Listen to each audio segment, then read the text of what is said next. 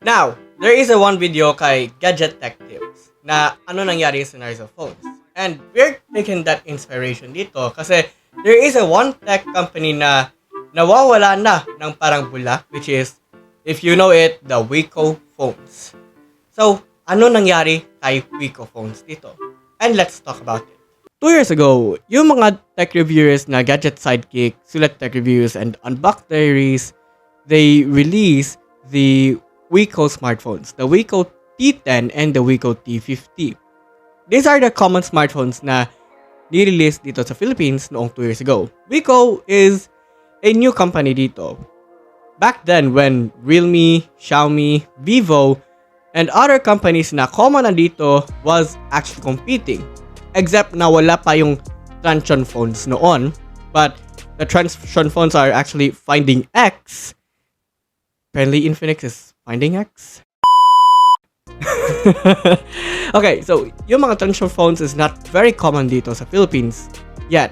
So which means there are still babies that are still maturing here in the Philippine market. I still remember na meron pang Wiko stalls dito sa SM City Bacolod, and I think it sits in front of DJI's, or medyo malapit sa pwesto ng Techno stalls sa SM City Bacolod. But, yeah, nawala sila ng parang bula, which I have no idea why.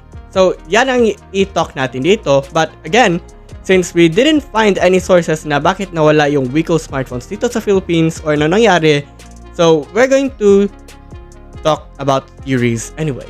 So, ano nga ba si Wiko? So, let's talk about it. Syempre, 2 years enough, we don't know that Wiko brand actually exists dito. That's from 2 years ago. But right now, hindi natin alam na meron pala dito. So, Wiko is actually a French company. And yes, it was founded in 2011 in Marseille, France. But, it was manufactured in the Chinese Shenzhen Tino Mobile. So, it's from Tino Mobile itself under parent organization niya. But, here it is.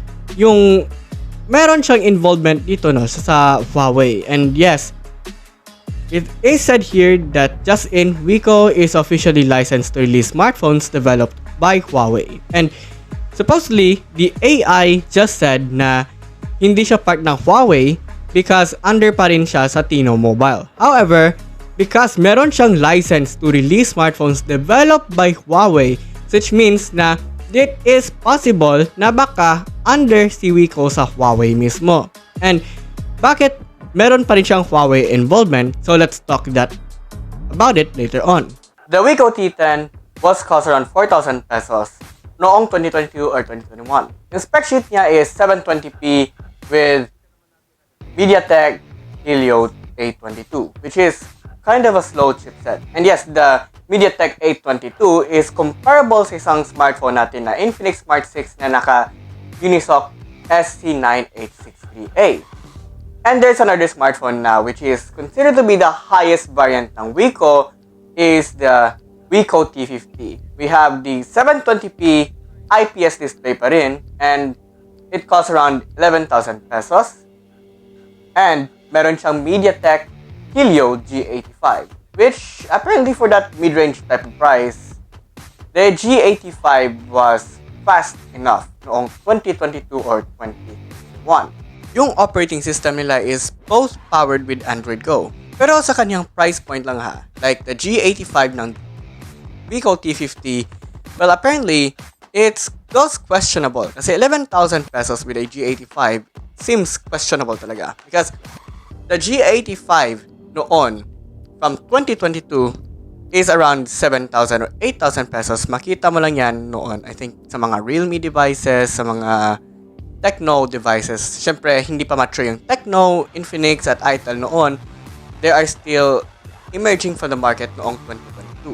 So, noong 2022, siyempre ngayon, hanggang ngayon, is that mga Pilipino gusto talaga mga mumurahing smartphones. Siyempre, the budget that suits on their needs only, and syempre pwede lang pang tawag, mga pang basic social media apps.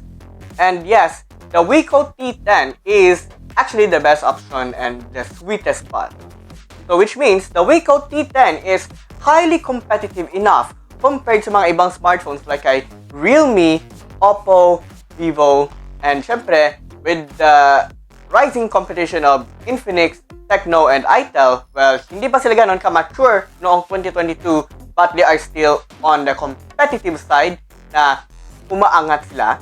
But the Wiko T10 is a good enough for these competitors. The Wiko T10 was a smooth demand for Filipinos that offers a very cheap device. Siyempre, that smartphone na ginamit yan is, siyempre, ginamit niya ng tiyuhin ko. And what I like about it is that, siyempre, nostalgic kasi hindi naman na siya makita sa market ngayon, But, yeah, it's still stable and smooth. Usable pa rin siya this year. Pero, not really because the speed is the main concern talaga ng A22. Pero, grabe, napaka-reliable talaga ng mga Wiko smartphones noon. The Wiko T50 or Wiko's high-end phone is, syempre, hindi siya ganun ka-competitive enough kasi with the Redmi Note 11's price point cheaper than the Wiko T50, well, apparently that's questionable enough na hindi siya mag-compete. Except that the Wiko T10 was competitive enough dahil sa kanyang murang price point. Pero hindi lang yung price is the main concern na bakit nawala yung Wiko T10 dito.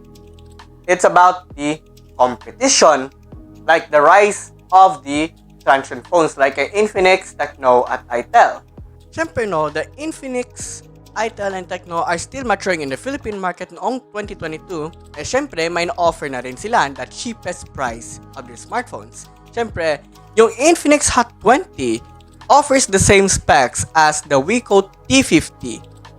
But, the Wiko T50 is cost around 11,000 pesos whereas the Infinix Hot 20 offers 7,000 pesos or 8,000 pesos. Siyempre, yung gusto ng mga tao is mumurahin dito sila sa Infinix.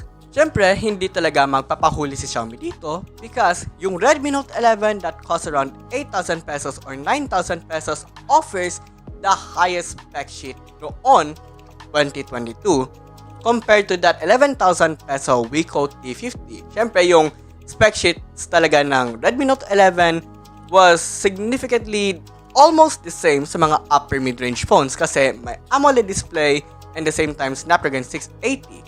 Well, because of the intensive competitions, Wiko cannot keep up with these two companies and they just feel like they are falling behind on these two companies that are still rising on the competition.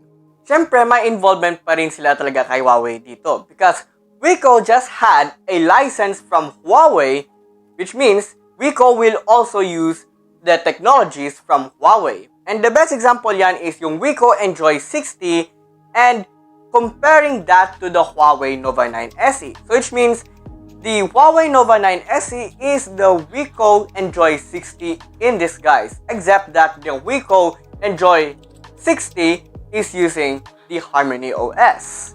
So which means the Wiko smartphones are just possibly disguising as Huawei Nova devices. And example na yun yung Nova 9 SE and the Wiko Enjoy 60.